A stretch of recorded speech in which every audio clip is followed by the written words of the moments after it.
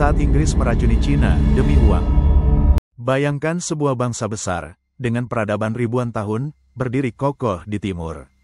China, kerajaan yang dulu disegani, menjadi sasaran empuk kekuatan barat yang datang bukan dengan hormat, tapi dengan candu. Inggris, di abad ke-19, tidak hanya membawa senapan dan kapal perang, mereka membawa racun. Racun yang akan mengubah nasib satu negara besar, mengukuhkan dominasi kolonialisme, dan meninggalkan luka sejarah yang hingga kini masih terasa. Ini adalah kisah perang opium, sebuah konflik brutal dan memalukan, saat satu kekuatan besar meracuni sebuah bangsa hanya demi emas, kekuasaan, dan keuntungan dagang. Pada abad ke-18, dinasti Qing tengah berjaya. Kekaisaran China adalah salah satu peradaban terbesar di dunia. Rakyatnya hidup dalam sistem sosial yang terstruktur, ekonominya kuat, budayanya kaya, dan teknologinya berkembang pesat di bawah pengaruh Konfusianisme. Tapi ada satu masalah besar dalam urusan luar negeri, China menutup diri. Bagi Kekaisaran Qing, dunia barat bukan sesuatu yang patut ditiru. Mereka melihat Eropa sebagai dunia barbar, dan perdagangan luar negeri dikontrol secara ketat. Semua barang masuk dan keluar dari China harus melalui pelabuhan Kanton, dan hanya melalui pedagang tertentu. Ini membuat frustrasi Inggris. Mengapa? Karena bangsa barat, terutama Inggris, sangat tergila-gila pada teh China. Permintaan akan teh meningkat tajam di Eropa. Inggris mengimpornya dalam jumlah besar, tapi China hanya menerima pembayaran dalam bentuk perak. Ini membuat cadangan perak Inggris menipis. Dan disinilah racun itu mulai diracik. Untuk menyeimbangkan defisit perdagangan, Inggris butuh solusi. Dan mereka menemukannya dalam bentuk tanaman popi. Opium, diproduksi secara besar-besaran di koloni mereka di India. Inggris mulai menyelundupkan opium ke China secara ilegal.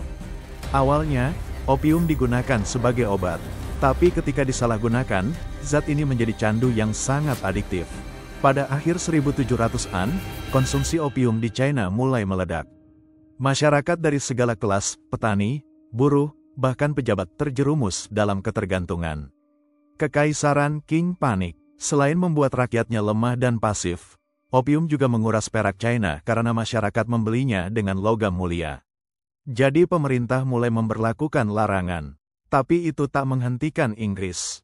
Sebaliknya, perdagangan opium menjadi semakin luas, dan para pedagang Inggris seperti The East India Company makin kaya raya.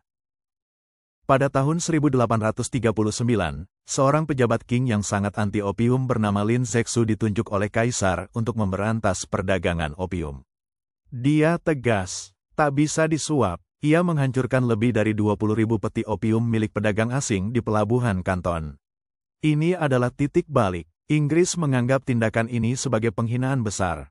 Mereka tidak melihat ini sebagai upaya China menyelamatkan rakyatnya. Mereka melihatnya sebagai serangan terhadap properti Inggris. Maka mereka merespons dengan perang. Tahun 1840, Perang Opium pertama pecah. Inggris mengerahkan kapal perang modern, persenjataan canggih, dan pasukan profesional untuk menyerang pelabuhan-pelabuhan utama China. Dinasti Qing, dengan pasukan kuno dan minim senjata modern, tidak punya peluang. Dalam waktu singkat, Inggris berhasil menguasai banyak wilayah strategis. Setelah 2 tahun perang, China dipaksa menyerah. Pada tahun 1842, mereka menandatangani Perjanjian Nanjing.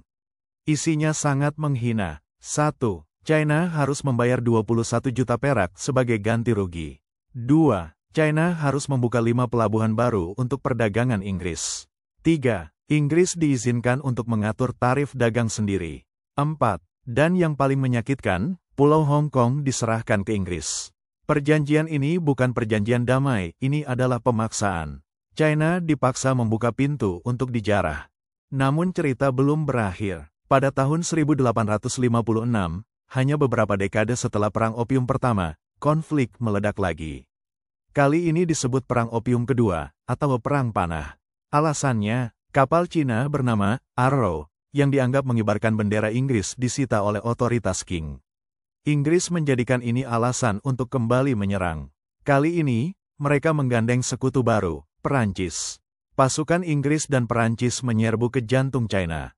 Mereka bahkan membakar istana musim panas, Summer Palace, di Beijing, simbol kejayaan kekaisaran. China lagi-lagi kalah, dan dipaksa menandatangani perjanjian baru, Perjanjian Tianjin dan Konvensi Beijing. Isinya, lebih banyak penghinaan, legalisasi perdagangan opium, misi Kristen Barat diizinkan menyebar ke China, hak ekstrateritorial untuk warga Inggris, tidak bisa diadili di pengadilan China, wilayah baru diserahkan ke Inggris dan Prancis. China tak hanya kalah secara militer, tapi juga secara moral dan budaya. Perang opium adalah titik balik kemunduran China.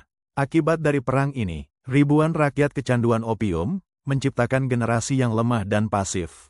Ekonomi kolaps, karena perak terus keluar dari China. Wibawa dinasti Qing hancur, memicu gelombang pemberontakan, seperti pemberontakan Taiping, kehilangan kendali atas pelabuhan dan wilayah penting. Bangkitnya kolonialisme Barat di wilayah Asia Timur. Selama lebih dari 1 abad setelahnya, China disebut sebagai abad penghinaan, masa ketika bangsa besar ini diinjak-injak oleh kekuatan asing. Yang ironis, Inggris tahu bahwa opium merusak. Bahkan mereka melarang peredaran opium di negaranya sendiri. Tapi mereka tetap menjualnya ke China, demi keuntungan. East India Company dan pedagang swasta meraup kekayaan luar biasa. Bahkan beberapa keluarga kaya Inggris di masa modern adalah keturunan pedagang opium. Perang ini bukan tentang kehormatan, ini soal uang. Sejarawan menyebutnya sebagai perdagangan manusia versi modern, bukan menjual tubuh, tapi menjual kecanduan. Perang opium bukan hanya tentang China dan Inggris. Ini adalah simbol dari bagaimana imperialisme bekerja, kekuatan besar menguasai bangsa lain bukan dengan persetujuan, tapi dengan paksaan, dan seringkali dengan racun. Ia juga menjadi pengingat bahwa perdagangan global tanpa etika bisa menghancurkan generasi.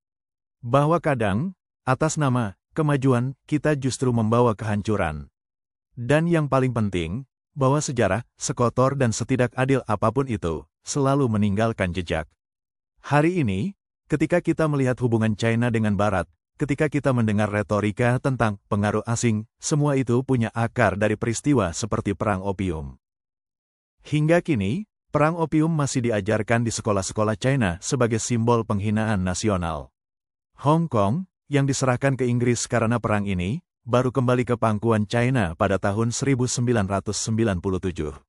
Dan meskipun perangnya sudah lama usai, lukanya belum sembuh. Kisah ini bukan sekadar cerita sejarah. Ini adalah peringatan bahwa dalam dunia global, ketika satu pihak hanya peduli pada untung, dan yang lain tak punya kekuatan untuk melawan, maka yang terjadi adalah kehancuran satu bangsa, satu budaya, satu generasi.